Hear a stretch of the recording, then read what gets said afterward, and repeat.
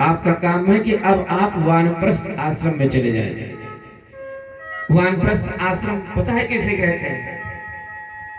घर परिवार छोड़ करके आप विरक्त हो जाइए, भ्रमण करिए, भगवान का नाम लीजिए और जो मिल जाए उसी को ग्रहण करिए। वानप्रस्थ आश्रम का नियम है, खाना क्या है?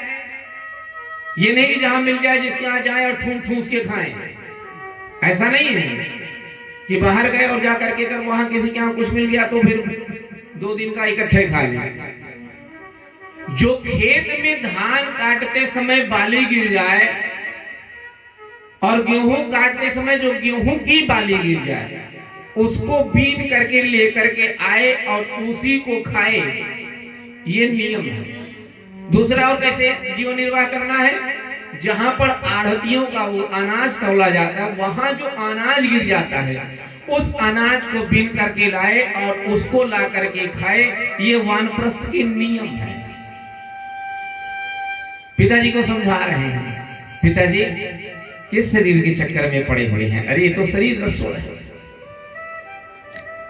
ये जो शरीर है ना ये हाड़ मांस रुधिर का पिंड है।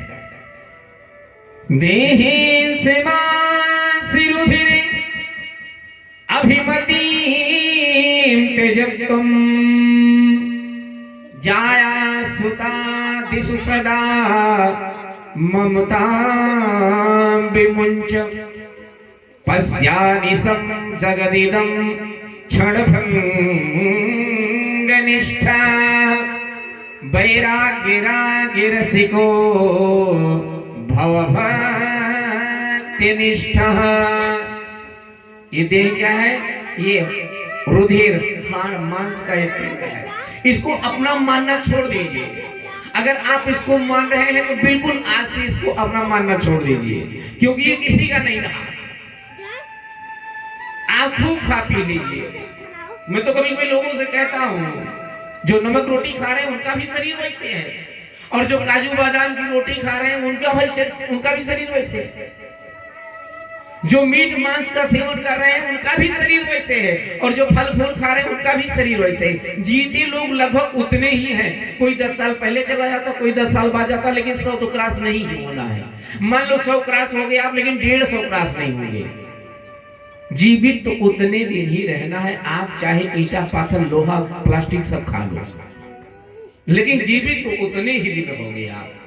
चाहे जितनी आप सेफ्टी से रह लो, चाहे जितनी दवाइयों का सेवन कर लो, लेकिन जीवित आप उतने दिन ही रहेंगे जब तक परमात्मा चाहता है, या जब तक आप अपना प्रारब्ध लेकर के आए। जब तक ब्रह्मा जी ने लिख दिया तभी तो फिर डर किस बात का? तब तक तो ना डरना चाहिए और ना ही तब तक हमें कोई बुरे कर्म गलत कार्य करना चाहिए।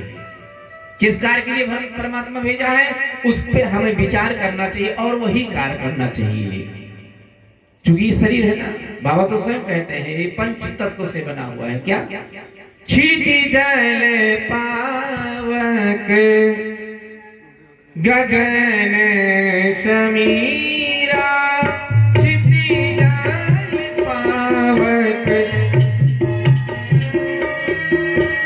क्षिति जल पावक गगन समीरा, क्षिति जल पावक गगन समीरा, पंचर चिते अति अधम शरीरा, पंचर चिते अति अधम शरीरा, पंचर चिते अति अधम शरीरा, पंचर चिते अधम शरीरा।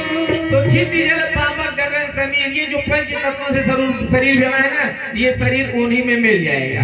मिट्टी से बना है मिट्टी में मिल जाएगा, वायु से बना है तो वायु में मिल जाएगा, जल से बना है तो जल में मिल जाएगा।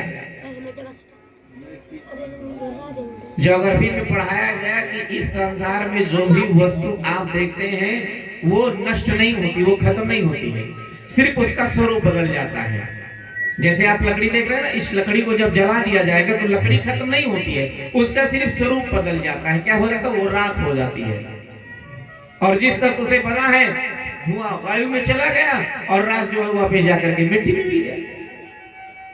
जो जैसे बना है उसी तत्व में वो जाकर के मिल जाता है। इसलिए पिताजी ये जो शरीर है ये हाड़ मांस रुधिर का पिंड मात्र है, इसको अपना मानना छोड़ दीजिए आप। और ये जो परिवार है ना, जाया सुता दिसु सदा ममता विमुंच, ये जो आया है, जो पत्नी है, जो पुत्र है, इनको इनमें ममता जो आपकी है, मोह है, उसका त्याग कर दीजिए। पश्यानिसं जगदिदं क्षणभंग निष्ठा, ये क्या है महाराज, ये संसार क्या है, ये क्षणभंगुर है। क्षणभंगुर जीवन की कलिका, कल प्रात को जान खिली न खिली, मलयाचल के सुच सुंदर शीतल, मंद समीर चले न चले। हरि नाम हरि रट ले रसना, कल प्रात को जान हिले न हिले। हरि नाम हरि रट ले रसना, कल प्रात को जान हिले न हिले। ये संसार क्षणभंगुर है, आज हम आए हैं, कल कोई और आएगा। और क्या करना चाहिए, वैराग्य राग रसिको भव भक्ति निष्ठा, वैराग्य के राग में रसिक बन जाना चाहिए और भक्ति करना चाहिए। जिस शरीर को अपना मान रहे हैं ना, जब इसमें से प्राण निकल जाता है, वो ईश्वर जब प्राण निकल जाता है तो पता है, जो हमें खूब प्रेम कर रहे होते हैं ना, वही लोग कहते हैं एक काम करो भैया जल्दी लेकर के जाओ, नहीं तो लाश से बदबू आने लगेगी। जब तक कोई जीवित है तभी तक उसका नाम है बाबूजी, माताजी, लेकिन यह शरीर छोड़ने के बाद में कोई किसी को नहीं याद करता। बस क्या कहते हैं लोग, भैया लाश। कोई फोन भी किया तो पहले मान लो आपको कुछ संबोधन करता रहा हो तो आदमी कहता भैया लाशिया कहाँ ले जाओ, अयोध्या जमथरा ले जाओ या सीधे सरयू के घाट ले कहा जाएंगे आप। मतलब तब नाम आपका खत्म हो गया, तब क्या हो गया, सिर्फ आप लाश हो गए। जब तक आपका शरीर है तभी तक सारे रिश्ते हैं, सारे संबंध हैं। जिस दिन आपका शरीर छूटा उस दिन सारे संबंध सब खत्म हो जाते हैं। और ध्यान देना मेरे प्यारे बंधु, ज्यादा दिन नहीं हुआ है, सिर्फ मात्र 5 से 6 महीने हुआ होगा। ऐसी महामारी आई कि लोगों ने अपनों को छूना तक पसंद नहीं किया, मतलब छूने से डर रहे थे, अगर भैया छू लेंगे तो कोरोना हमको भी पकड़ लेगा। और जिनका हमने देखा खूब जो प्रेम करते थे, ऐसे ऐसे लोगों को हमने देखा कि अपने घर वालों को छुए तक नहीं, और अंत में करना क्या पड़ा महाराज, जेसीबी से ले जाकर के गड्ढा खुदवा करके उसी में डाल देना पड़ा। ऐसी तमाम घटनाएं सुनने होंगे आप लोग, और सुनने को मिली भी। यही होता है, आप खूब प्रेम कर रहे थे लेकिन आप मिलने नहीं पाए अस्पताल में जाने के बाद। इस शरीर को कैसे आप अपना मान सकते हैं? अगर माँ खत्म हो गई तो बेटों ने, बच्चों ने नहीं छुआ माँ को, छू लेंगे तो कोरोना आ जाएगा। इससे ज्यादा और प्रमाण क्या चाहिए आपको? लेकिन फिर भी इस जीव का स्वभाव है, ये थोड़ी देर बाद भूल जाता है सर। जैसे हम जाते हैं घाट पे किसी के अंतिम संस्कार के लिए ना, जब वहां पहुंचते हैं चिता जब जलने लगती है तब हम लोग कहते हैं भैया बस सबको एक दिन ऐसे जाना है। 2 घंटे वहां रहे, जब तक यही सोचो, जैसे निकले वहां से ना तब वस्त्रों निकलते ही जुट गए। फोन आया, बस हाँ ठीक है भैया परेशान ना हो, बस अभी आ रहे तुरंत देख लेते हैं। मतलब वही फिर गोरख धंधे में हम फंस जाते हैं। उतनी देर तक सिर्फ हमारा ध्यान, जैसे कथा में आते हैं ना तो 3 घंटे बैठते हैं तो पता है क्या होता है, खूब अच्छे विचार आते हैं, भगवान के नाम कुछ नहीं है। लेकिन जैसे यहाँ से बाहर निकले, कथा खत्म हुई, प्रसाद देकर जैसे घर निकले, बस तुरंत पड़ोसी की याद आने लगी, क्या बताएं जो है 2 फुट जो है उसने हमारा कब्जा लिया है, कल FIR करेंगे जो है। ऐसे कैसे जाने देते घर से हम रास्ता जो है। लोग ऐसे ही विवाद में आज लड़ रहे हैं और आपस में जो प्रेम हो रहा है वो खत्म हो जा रहा है, ऐसे झगड़े हो रहे हैं। तो कहने का भाव यह है कि आज आत्मदेव ब्राह्मण को गोकर्ण जी महाराज समझा रहे, पिताजी ये शरीर किसी का नहीं है। और ध्यान देना मेरे प्यारे बंधुओं, धर्मं भजस्व सततं त्यज्य लोक धर्मान् सेवस्य साधु पुरुषान् जहि काम तृष्णा अनन्य दोष गुण चिंतन मास मुक्ता सेवा कथा रस महो निरताप बत्वान। तब इस जीव को क्या करना चाहिए? धर्म का आश्रय लेना चाहिए। नहीं तो ध्यान देना मेरे प्यारे बंधुओं, वही है ना कि क्या भरोसा है इस जिंदगी का, साथ देती नहीं है किसी का। भरोसा है इस जिंदगी का, साथ देती नहीं है किसी का। क्या भरोसा है इस जिंदगी का, साथ देती नहीं है किसी का।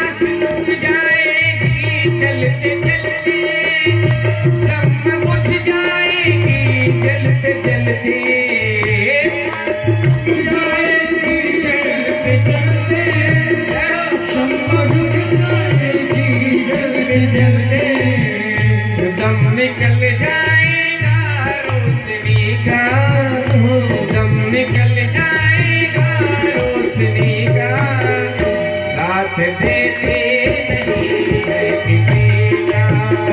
दम निकल जाएगा जिंदगी का, साथ देते नहीं है किसी का।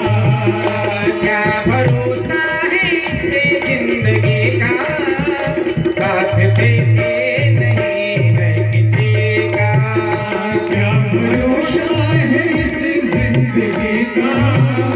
साथ देती नहीं है किसी का।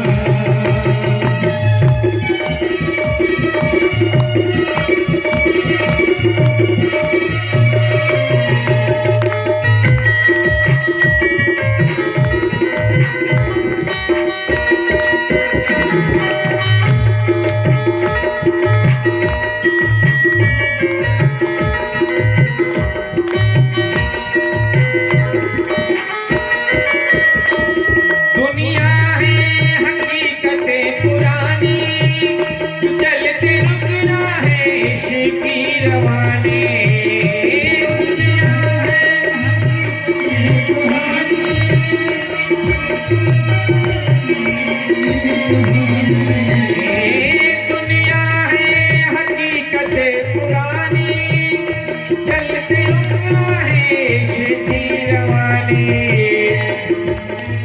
फर्ज पूरा करो बंदगी का, फर्ज पूरा करो बंदगी का, साथ देते नहीं है किसी का।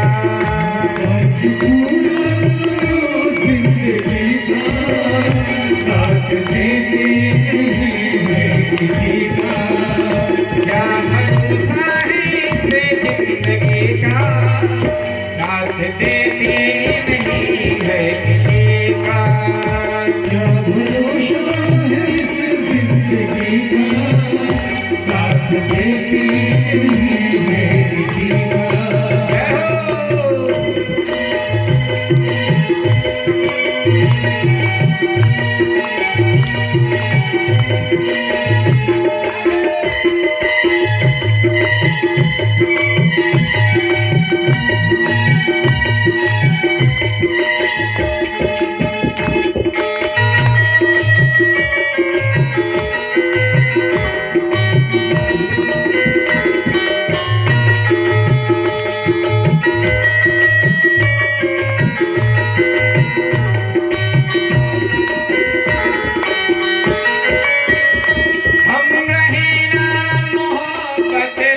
रहेगी, दास्तां पूरी दुनिया कहेगी। हम रहना मोहब्बत रहेगी, दास्तां पूरी दुनिया कहेगी।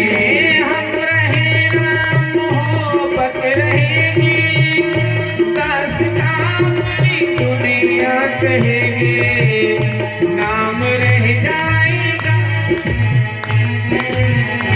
नाम रह जाएगा आदमी का, साथ देते नहीं है किसी का।